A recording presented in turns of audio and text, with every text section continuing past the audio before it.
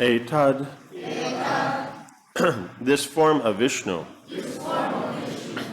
Vam, unto both of you, Darshitam, has been shown, Rupam, my form, as the Supreme Personality of Godhead,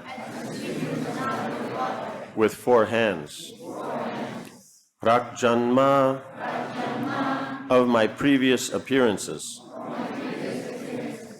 Smaranaya, just to remind you, Me, my, Na, not, Anyata, otherwise, but Bhavam, Vishnu's appearance, Jnanam, this transcendental knowledge, Martyalingena, by taking birth, like a human child, Jayate, does arise. Translation: I have shown you this form of Vishnu just to remind you of my previous birth. Otherwise, if I appeared like an ordinary human child, you would not believe that the Supreme Personality of Godhead, Vishnu, has indeed appeared. Purport: Devaki did not need to be reminded that the Supreme Personality of Godhead, Lord Vishnu, had appeared as her son. She already accepted this. Nonetheless, she was anxious, thinking that if her neighbors heard that Vishnu had appeared as her son, none of them would believe it. Therefore, she wanted Lord Vishnu to transform himself into a human child. On the other hand, the Supreme Lord was also anxious, thinking that if he appeared as an ordinary child, she would not believe that Lord Vishnu had appeared. Such are the dealings between devotees and the Lord.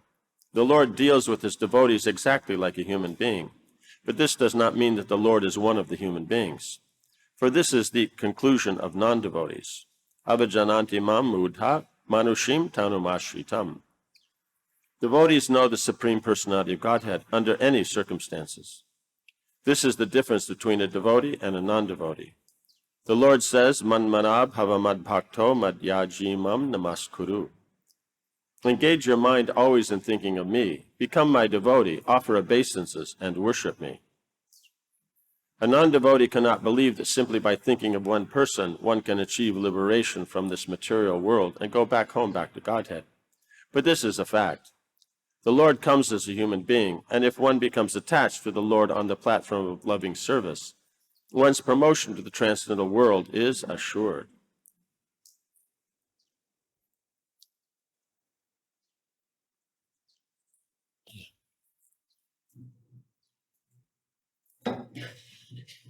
So the materialists they always function on the platform that the particular, skill that you perform and how skillfully you perform it, and the concomitant result that you get, that's what produces loss and gain, right? I use the knowledge and skill correctly, I'm attentive, I get a good result, then things are proper. And I'm not attentive, I get a bad result, then that's the way it is. So for them, mechanics is the only thing that really matters. People only talk about attitude if your false ego is bigger than theirs. Then they talk about attitude. But if your false ego is smaller than theirs, who's going to bring up attitude? Why would you bring it up? Because then someone might look at your attitude, right? And generally we think we don't have attitude. We're very neutral and very balanced, right? So this whole point of the attitude isn't part of it. It really doesn't factor into the process. It's an inherent, people kind of underlyingly know it, but it's not something people talk about. They just don't talk about it. So here is that the thought is that there's some mundane action you can do that will get you to the transcendental platform. Or there's nothing you can do, depending on whether they're, into karma or into jnana. Karmis will think I performed the activity. By the performance of the activity, that's why I got the rituals I performed, the donations I did, trying to be a nice guy when I really didn't want to be, and all that kind of stuff. Then I'm doing those things nicely, and that's why I will attain to the Supreme. Or it's that all these things are mundane. If there's activity and all that, it's got to be the opposite, right? Because we always have a tendency to take the extreme platform. It's all or nothing, right? That's generally how we do things. And so anything in between is not good enough. It means unless we're doing it, of course, then, it's a gradual process. But for everyone else, generally it's, all or nothing. So then on that platform, then the material, it's not gaining what you want, so it can't have anything to do with that. So that means no forms, no actions, no individuality, none of that. And then by having that position, then you're going to attain the Supreme. But attainment means it's a result. The result means that there's an endeavor. Endeavor means that there's proper knowledge. But in here, they just have this theory, and there's no real endeavor, or how can there be a result? So that's the thing, is they're even projecting, I will get liberated. But how will you get liberated unless you do an activity? And if all activities are actually mundane, then there is no activity you can do to get liberated. So you're stuck, right? But don't worry, that this doesn't bother them, because they thought it up, so it must be perfect, so they don't even notice the flaw. So here then, this element that it's simply the devotion, right? And then that devotion being expressed through activities. This one's no one's going to come up with, right? The jnanis, they may have the idea that it's got to be transcendental, but there's no action. And the karmis, it's the action itself that produces the results, so they don't need a spiritual consciousness. So this idea of this combination that on the transcendental platform, I'm going to perform activities, engage what I have, even though it may be material, in the Lord's service, and that's how we'll attain the Supreme. That doesn't come up as an option anywhere, in any philosophy, in any religious process, other than the pure Vaishnava schools. It's just not there. It doesn't exist. So here then, both the Lord and Devaki, then they were having these anxieties about how it would be taken, Krishna's appearance. And so in this, because it's a personal thing, then the whole thing is dealt with also personally. It's not just effectiveness, right? Because remember, effectiveness is important to get a result. And if we think the result is the actual end of what we're doing, then it's a natural position. It's a natural mistake, right? But if we understand and appreciate that, no, the activity itself is simply a medium for the interaction with the Lord, right? So you have the mood, but it needs to be expressed. And so then the activities are done. The devotional activity is done. So Krishna, it's the interaction with the devotees that's important. That's why he comes. He's not interested in the mechanics because he is the mechanics. That you have to understand. And since he is everything, then why won't he engage himself in the best? And that's the loving relationships between individuals. So that's where he's going to put his attention. And he'll do everything perfectly. His devotees will do everything perfectly. So that's just a side thing. It's automatic because you're working on the relationship. You want the best in the relationship. And it's just a way to express that you care, right? The thing itself is not the caring. It's that you're making that endeavor and trying to make it the best in the context of the person and the situations you're in. That's then what we're looking at. So therefore, automatically, that's why it says one of the qualities of the Vaishnavas is expert. Right? And Krishna anyway, whatever he does is perfect. Right? Because we'll say if something's expert, that's perfect. So Krishna always does the best, and the devotees do the best. But it's not about what's being done. It's about the mood. But it's not that in the mood, in considering, since it is personal, the time, place, the circumstance, you can also consider these other aspects. You also consider, okay, how are others going to see it? How are they going to view it? Because you have to consider them also in that individual or that collective, however it is they're working. So here's that even though he's the Supreme Lord, here's the devotees, the austerities, so many births they've been taking, and the Lord's been coming as the Son. It's about that exchange. That's what's important to them. Other things are actually not important. Like here, they're in the jail, and everybody's cool, right? And so they're interacting based on this platform. So it doesn't matter. It's in that situation, how are you going to engage yourself in that situation in Krishna's service? Right? So the devotee may try to situate themselves that's appropriate for their nature, but it's not that being done, now devotional service is perfect. It's about situating yourself so that you can offer the best to Krishna. But the point is that the situations are always adjusting, always changing. That's just the nature of energy. It's always flowing. It's always variety. So the commitment to that you're willing to serve, no matter what the situation, that's the actual attitude. Not that, oh, if it's only like this, I'll serve. No, it means this, I will serve. Then it's just a matter of if the opportunity allows that or how it allows that. Then we apply that. This is the principle here. So Krishna is very considerate of the of the Lord, and because of this, we see is that's how the devotees get so attached. So then we see that Vasudeva and Devaki, they didn't want to be liberated because they just wanted to just go on and be Krishna's parents in his pastimes.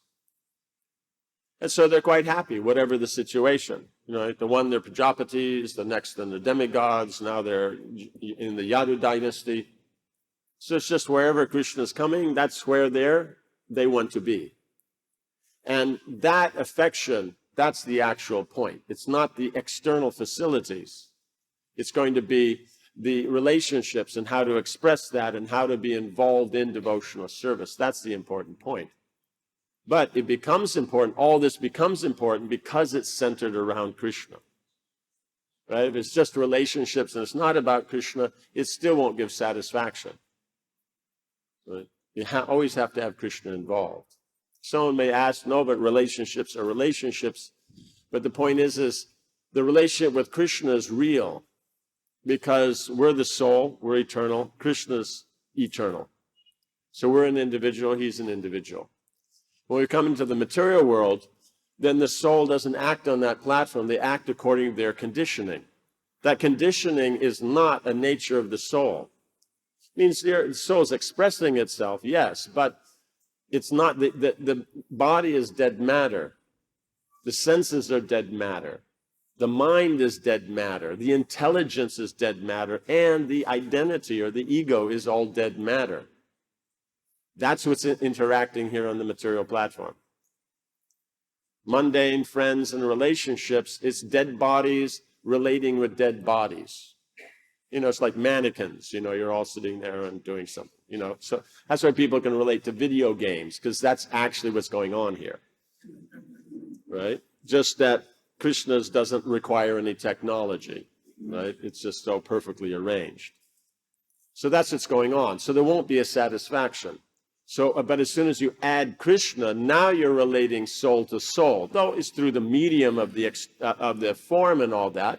And you could say, oh, that's external, we don't have to do that. But then if we don't have to do that, why does Mother Jashoda and the Brajbasis do that?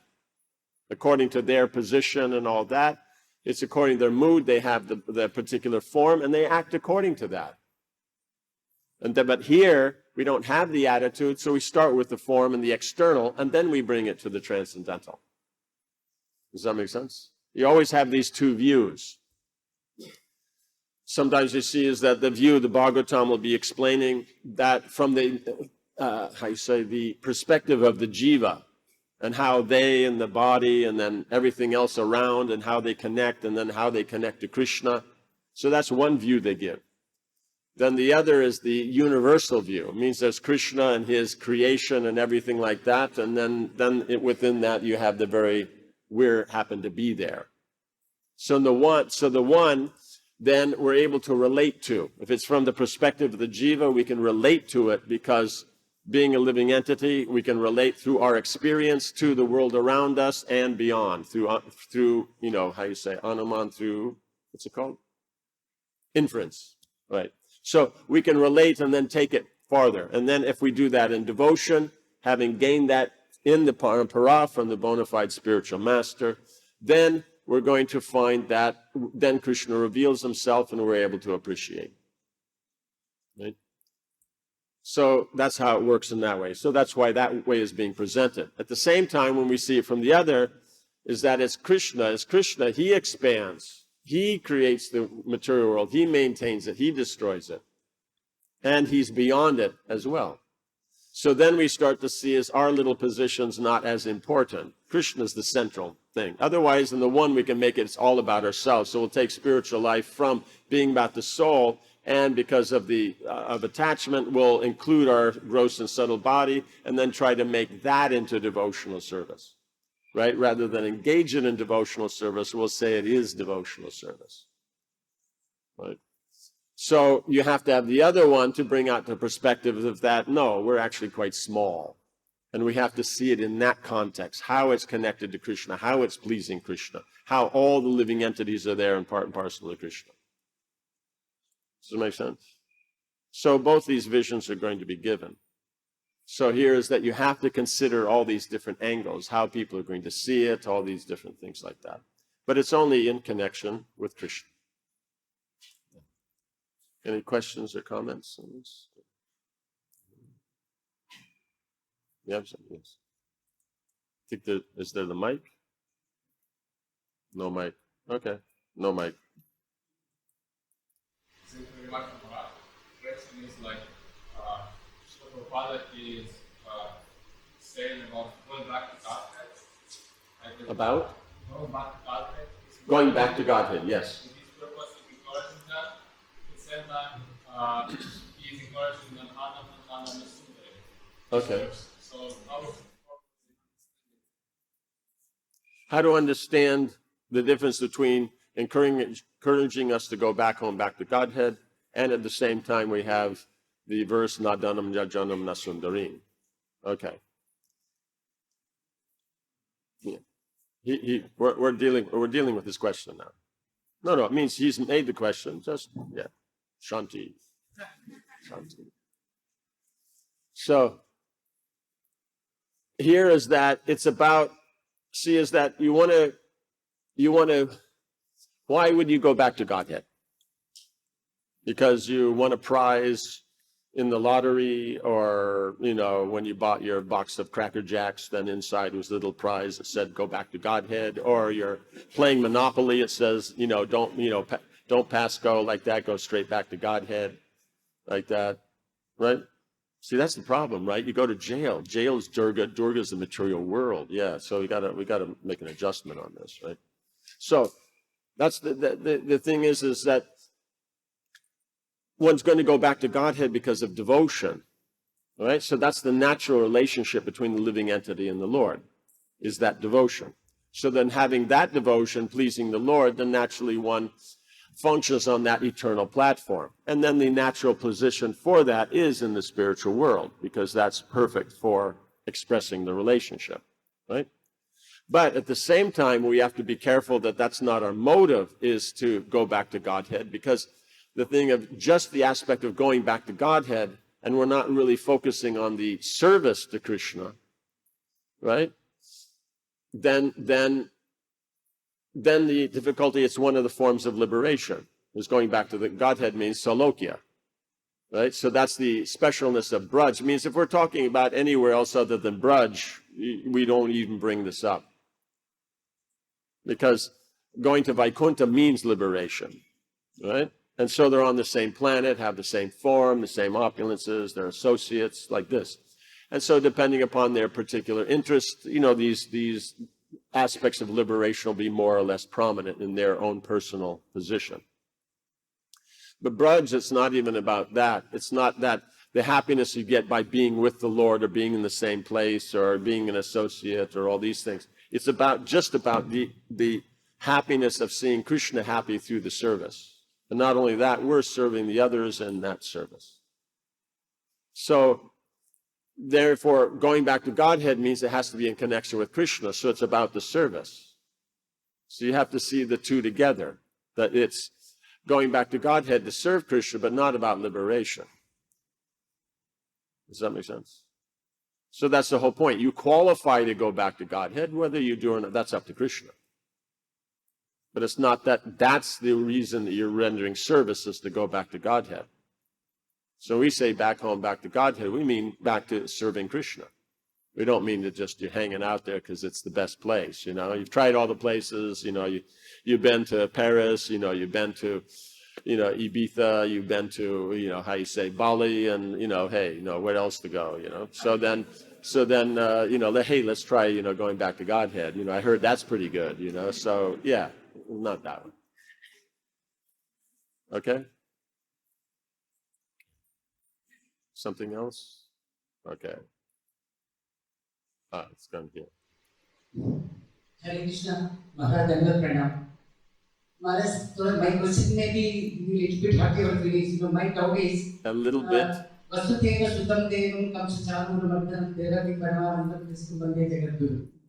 So actually Krishna is the Jagadguru. Right. The spiritual master is also equivalent to Jagadguru? Is the spiritual master also Jagat Guru? Is that the question?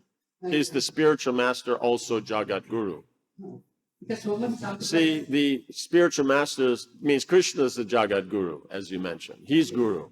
The spiritual master is representing Krishna, so he's as good as. Just like, let's say, you have the, what are they called? You have the minister, the one of, how you say, there's a particular minister that represents the state when they go abroad. Ambassador, yes. like that, because the other one is viceroy, but now people may or may not know what that means. So the ambassador. So they go to a different country. Dealing with them is as good as dealing with the country. You deal badly with them, then there'll be problem from the country. You deal properly, you'll get. So they're as good as. So that's why Jagat Guru means they're representing the original Jagat Guru. Is that okay? My doubt is there is only one Jagat Guru in the entire planet, no? In the entire universe. In the universe. Entire universe, there is one Jagat Guru is there. In the universe, one Jagat Guru is there. Because he takes up all the space, so there's no space for anybody else. Okay, okay. So then what's the doubt? How can there be other Jagat Gurus? Because so many in different sampradayas, everybody speaking that Guru is the Jagat Guru. So then there is a difference between the Supreme Personality of Godhead and the... What's the difference between the Supreme Personality of Godhead as Jagat Guru and everybody else who's Jagat Guru? Yes, that's what... Because they're all representing the Jagat Guru, so there's still only one Jagat Guru. But they're representatives, so because they're representative, then they can be called Jagat Guru. But the point is he's Jagat Guru for the disciple. He's not Jagat Guru for someone else. It's a very important thing to understand in the etiquette, which is not necessarily really well understood, is that, let's say someone's a guru, okay? And they have, and here we're talking in the classical neophyte sense that guru, the only guru is a Diksha Guru. We're not talking in the Madhyama or Uttama sense where guru means one who gives instructions, so it's about that. We're talking about the neophyte one that unless they're giving initiation, they're not a guru. We're addressing that point. So here is that you're the initiating guru for your disciple, but for someone who is not your initiated disciple, you're just a senior devotee, you're just a preacher. And there's so many. The temple president's senior, he's preaching, the other traveling preachers are there, other senior devotees on the yatra. So you're on that level. Just because you initiate, that doesn't make any difference in that you're functioning on that third level. But with your own disciples, you're on that second level of the Sadguru. But with everyone else, you're a preacher. And then we have to always remember the first level, that's the founder Acharya. We're representing the founder. So therefore, the instructions we're giving are his. That's what gives us the position. Right? Then what is being given is those internal instructions. That's what qualifies as Jagat Guru. That you give initiation, that's not Jagat Guru. That just means you have the Pancharatra connection, you're connecting others to the Parampara. So it's the instructions that makes one actually the Guru. Does that make sense? So therefore, Krishna's instructions can be represented by everyone. So therefore, any senior devotee who's preaching and all that, then why they can't be Guru? Because the Siksha is the actual thing that makes you Guru. Like Prahlad Maharaj, he's a kid, but he's accepted as Guru. We're thinking about Prahlad Maharaj as the 5-year-old. That's where he's our Guru. Right? Does that make sense? So that's what Prabhupada meaning about, even the children will become Guru. It's because they give instruction. Does that make sense? Like that. We don't worry about the Prahlad Maharaj actually, probably hundreds of millions of years old, like that. We're still thinking of him in the context of the 5-year-old. Does that make sense? But it's the instruction. That's what you're doing. That's what you're representing. And at the same time is you have to have that proper connection, that Pancharatra connection. Therefore, the Diksha Guru capacity is there. And that's also given. But the Guru is Jagat Guru to you. To the person sitting next to you has a different Guru. Your Guru is not Jagat Guru to them. And that's the problem. Neophytes, if it's my Guru and Jagat Guru, everybody's got to deal with them as Jagat Guru. And this creates a lot of problem. You just have to go back to between 1978 and 1986 to understand. Right? So if you want to take that neophyte view, it just will create social disturbance. But if you want to see it in the mature fashion, it's the instructions that are there. Therefore, then, whoever's giving instructions, they're all Guru.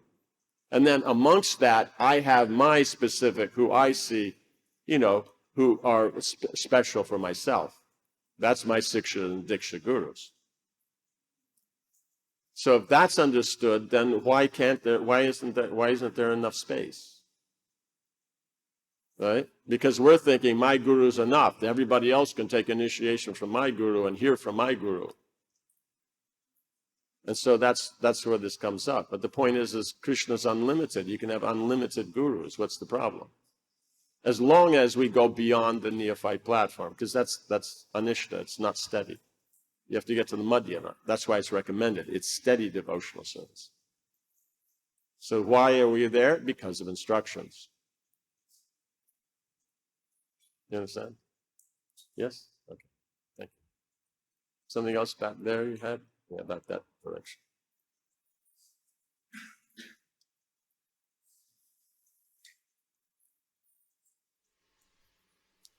When can the living entity attain its Swarupa or eternal identity? Should one be about realizing own eternal identity in the aspects of God before living this body, or just serve its faith in this world? You mean this is your question or someone else's question? Oh, okay. So you're reading from there. So let me just get this straight because the sound is a little bit echoey. So, question is that if you understand your Sarup, do you render service there or do you just render service here? Do we drop all service here and just render service there? Or we just completely ignore the spiritual platform and only render service here? That's the question. Before that, if I haven't realized my Swarupa. If you haven't realized your Swarupa, then should I worry about realizing it? Should you worry about it? Realizing it or just Okay. Okay, that's a better question. That's the problem with the echo, I can't quite tell. So, should we worry about our Swarup? Okay, so thing is let's say we have Braj, okay? Now, do we not discuss about Braja Bhakti? Do we hear about Braja Bhakti, the mood of the Brajabasis? And what's the uniqueness about the Brajabasis' mood? Right? It's pure unalloyed devotional service, which sets it apart from any other realm. Right? Everywhere else is, in the spiritual world, is pure devotional service, but Braja is pure unalloyed devotional service. Right? So, then that's a generic point. Right? It applies to all Brajabasis. So, then within that, Nanda Baba's doing this service, Mother Jashoda's doing that, the cowherd boy's this, the gopis that. That's a detail. Does that make sense? If you don't have the principle, it doesn't matter the detail. Right?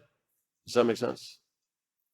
So the principle is as Lord Chaitanya has given, Jiver Sarup Hoy, Krishna Nitya Das. He even uses the word Sarup just so you can feel happy.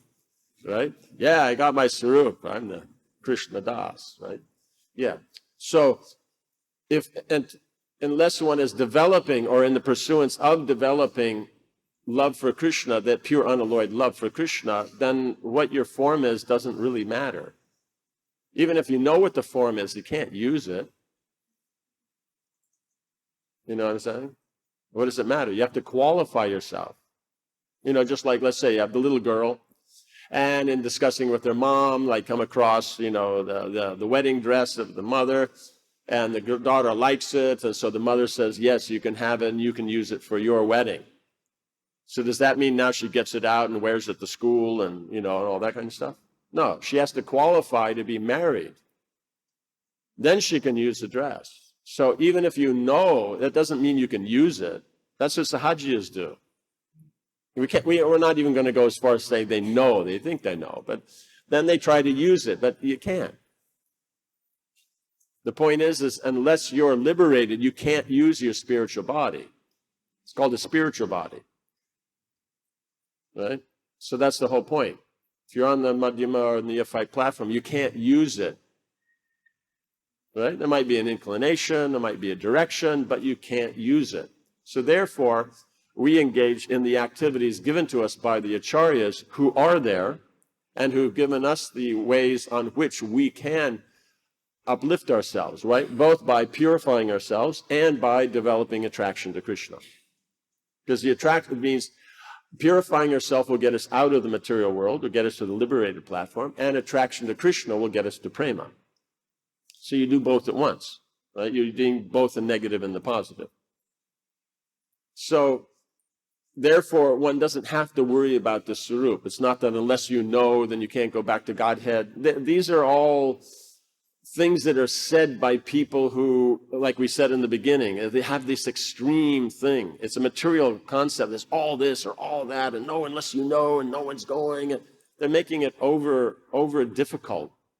Point is, when it says, if you remember Krishna at the time of death, you go back to Godhead, that is absolute truth. It's not that, well, only on Sundays or, stuff like that. No, that's the way it is. You'll go back to Godhead. But at the same time, as however much affection you have for Krishna, that's where you're going to start in the spiritual world. So if you haven't developed so much, if you're a neophyte but you remember Krishna, you'll start from that neophyte platform in the spiritual world. Right? But don't worry, that neophyte platform as a devotee is better than where you were before, because before you were neutral, and that's why you ended up here. You didn't move forward into devotion. So it is a better position. Right? And so then, by association with the eternal associates, one will come to that platform and get Krishna's association, develop attraction, and attachment, and love, and all these things. Right? So that's the point. And if one's here, then it doesn't matter until you come to that liberated platform. Then you can only actually understand what it is, use it, appreciate it. Otherwise, it's just a concept. You understand? But that concept may be inspiring. That's great. But you can't use it until you're liberated. So you don't have to worry about it. You focus on doing your service here. And in any case, even if these Uttam Bhaktas come down here, they always act as neophytes anyway. So they do service and sadhana like everybody else. But what's the difference is they're doing it to please Krishna, the person. So that's how you can tell the difference. Like that. Is that okay? Yeah. Something else? Yes.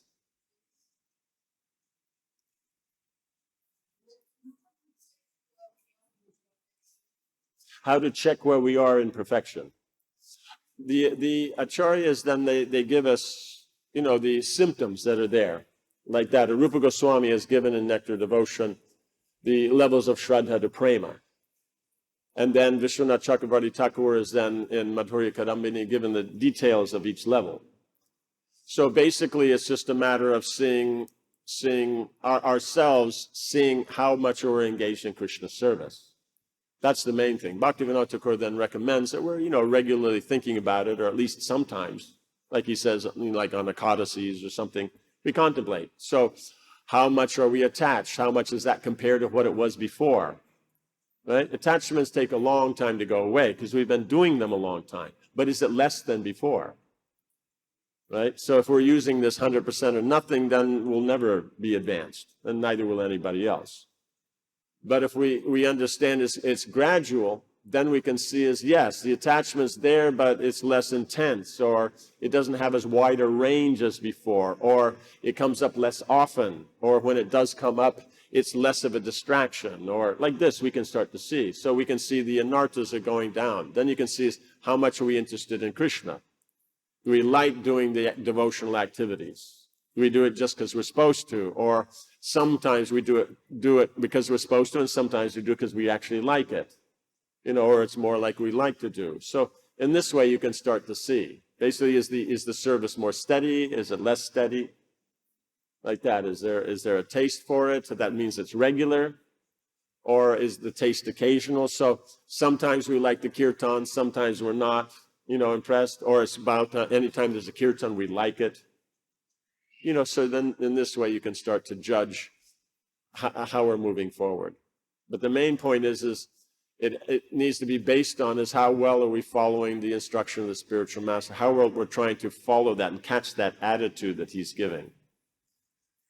Is that good? Yeah? Okay. Something else? Yes. There's a mic here if you want to try your luck on the mic.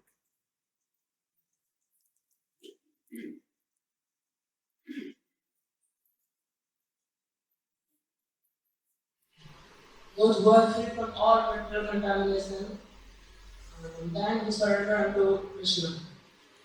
But we are all conditioned and impure. Then how can we surrender to Krishna? How can we surrender? Because we are all conditioned and impure. The Prabhupada mentioned in his purport in Bhagavad Gita, as well as we are not pure, 100% pure, then we cannot be there.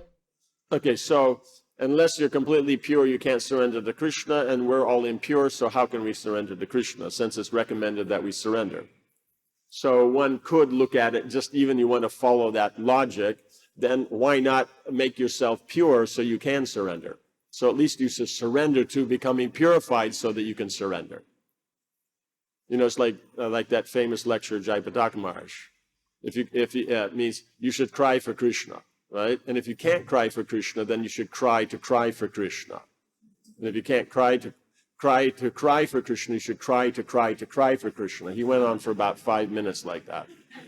So, you know, then you understand, okay, we should, in other words, there should be a mood and endeavor to try. Right? So even following that logic, you know, the all or nothing logic, okay? Now, if we put it into that there's a gradual process, it means how much we purified, then that much we can surrender. Does that make sense? But then there's that ultimate just having nothing else other than Krishna, that exclusiveness, right? That is a stage. Or it's that exclusive surrender, or that exclusive attraction just to Krishna. And then that comes to intensity, right? Then that becomes prema. Right? Bhava means it's on the platform of ecstasy, but prema means it's condensed. So in bhava, then in the middle stage, on the top of the middle stage, then you come to the point where it's exclusively about Krishna. There's no other interests. Like we see is that, yeah, does that make sense? It's just about Krishna. So then you can say now you're solidly situated in bhava. Right? And then continuing that starts to move towards prema until that becomes so intense and full that there is nothing else other than that. So you just have to, how are you defining surrender? Right? So when the devotee surrenders to Krishna, it means they have faith in Krishna and that he's the supreme person. And devotional service is the process to please him, gaining prema. That's what you're trying to do. And we're not the body, we're the soul, like this. So you have that, you surrender to that. And that's called Shraddha in the beginning of the process, from Shraddha to Prema. Before that, people take part, they're interested in devotees, they like the devotees, but it's a Gyata Sukriti. But then we see is that by association with devotees and learning what is the devotional process, we surrender to the process, that's Bhajana Kriya. Then we take initiation from the spiritual master and follow those instructions.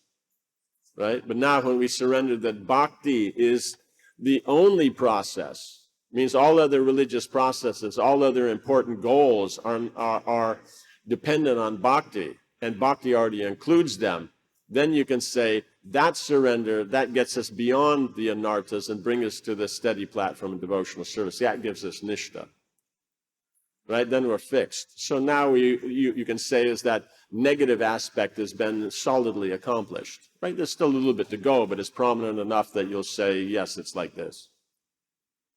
Then when we'll start to get a taste, because from regular devotional service without the material distraction, you'll get a taste. And then you'll see that's where you really start to surrender. And then you get attachment, more surrender, then bhava, more surrender, and then until it comes to prema. So it's actually a gradual process. Right? You're good? Okay. Yes, Maharaj, in reference, you were speaking about instructions of Guru, the applications, the kind of order operations that will bring results. This same thing occurs in empirical science too. In which empirical science, yes. Empirical science. So both formulas work either way. The difference is with spiritual exercises, they work personal elements, but now empirical, not that connection, which is of course what Bhakti brings to perfection. Right. So that he was surrendering, you can give a person this so great awareness to understand what nature is quite hard himself, but it's still science. Yes, it's always a science. That's the wonderful thing, is that it's personal, but it's still a science. That's the specialness. Yes, thank you. Thank you. Anything else? Or no? In Bhagavad Gita.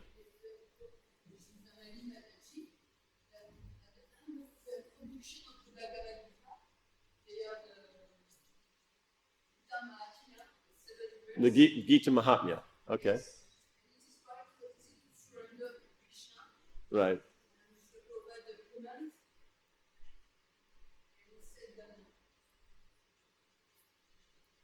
Srila Prabhupada, the end of the introduction, said that surrender to Krishna, the conclusion of the Bhagavad Gita, Yes. is to read sincerely and seriously about him. Yes. It was one of the meaning of the surrender. Oh, a meaning of surrender. Okay, it's a comment. Okay, yes, yes, very nice. Very good. Very good. Thank you. Read sincerely and seriously. Okay. Okay, very good. Very good. Thank you. Okay, so we'll end here, I hope. Grantaraj Shrimad Bhagavatam ki, Srila Prabhupada ki, Samaveta Bhakti Vidya ki, Jai Nitai Gaura Premanandi.